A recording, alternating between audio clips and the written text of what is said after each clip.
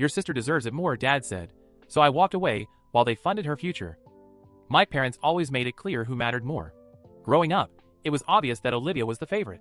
She was 3 years older than me, blonde, outgoing, and exactly what my parents wanted in a daughter. I was the quiet one. I loved books, had frizzy brown hair, and chose computer classes instead of cheerleading. My dad, Richard, owned a small but stable car dealership. My mom, Linda, never worked. We were not rich, but we were comfortable enough to spoil one child and ignore the other. When Olivia turned 17, my parents bought her a brand new Honda Civic. When I turned 17, I got a bus pass and a lecture about responsibility. Olivia went to a state college and lived in a sorority house, fully paid for by our parents. I worked 4 jobs to get through community college, then transferred to a university 3 hours away. I told myself things would change someday. That if I proved myself, they would finally see my worth. I was wrong. 4 years ago, Olivia got engaged to her fiancé Ethan. Wedding planning took over everything. Every Sunday dinner became hours of talk about flowers, venues, and dresses. I sat there quietly, pushing food around my plate like I always did. Then came the moment that changed my life. We were at my parents' house when Olivia started talking about her wedding budget. I was half listening until I heard the number. $90,000. I looked up so fast my neck hurt. I asked if I heard that right. My dad did not even look at me. He said they were giving Olivia $90,000 for the wedding because she deserved it for finding a good man. I felt dizzy. I had survived on ramen noodles. I worked overnight grocery shifts to pay for textbooks. I graduated with $48,000 in student loans that I was still paying off. And they were handing my sister enough money to buy a house. I quietly said that was a lot of money. Olivia smiled and talked about how perfect the Riverside estate would be.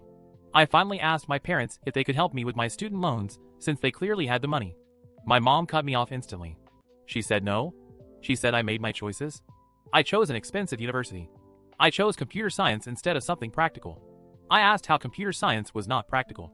My dad finally looked at me, the same disappointment in his eyes I had seen my whole life. He said Olivia was building a family and needed support. He said I was selfish and only thought about myself. Something in me snapped. I reminded them that I worked 4 jobs while Olivia partied through college on their money. My dad yelled at me to stop. He said Olivia was grateful and that she was the daughter they were proud of. I asked if that meant they were not proud of me. My mom sighed like I was exhausting her. She said I did not deserve help. She said I was difficult, distant, and ungrateful. She said Olivia included them in her life and asked when was the last time I even called just to talk. I stood up and asked when was the last time they answered when I did call. No one replied. I grabbed my bag and left. As I walked to my car, my mom told me I was being dramatic and needed to come back and apologize. I did not go back. That night, sitting alone in my small apartment, I made a decision. If I did not deserve their support, then fine.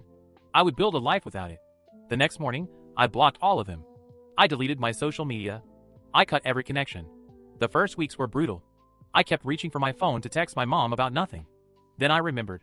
What I missed was not them. I missed the idea of having parents who cared. I started therapy with Dr. Grace Kim. During one session, I broke down and said maybe I was overreacting. Maybe having a bad family was better than having none. She told me something that changed everything. She said I did not cause the break. I simply stopped accepting unacceptable treatment.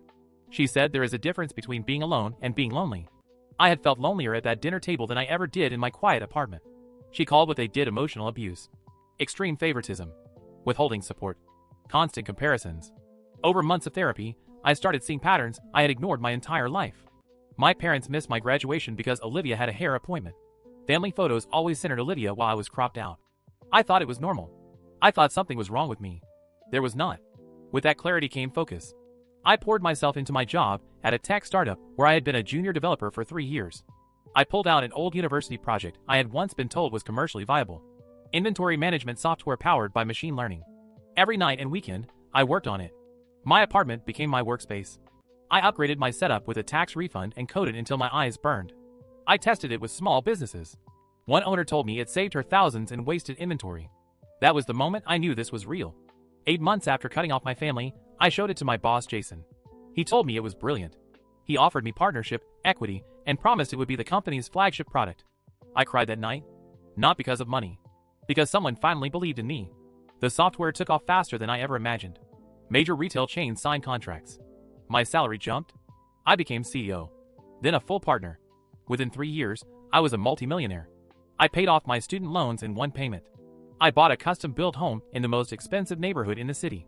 5 bedrooms, 6 bathrooms, an infinity pool overlooking the skyline. I had built everything myself. Then one day, my doorbell camera showed Olivia standing at my gate, staring at my house. My phone filled with voicemails. Angry, demanding, confused. My parents wanted explanations. They wanted back in. I said no.